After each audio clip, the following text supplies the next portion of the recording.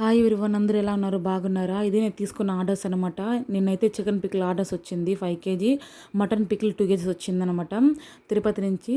తిరుపతిలో ఉండే వాళ్ళకైతే తొందరగా ఆర్డర్స్ వచ్చేస్తుంది. ఒక 3 డేస్ లోపల ఇచ్చేస్తాను.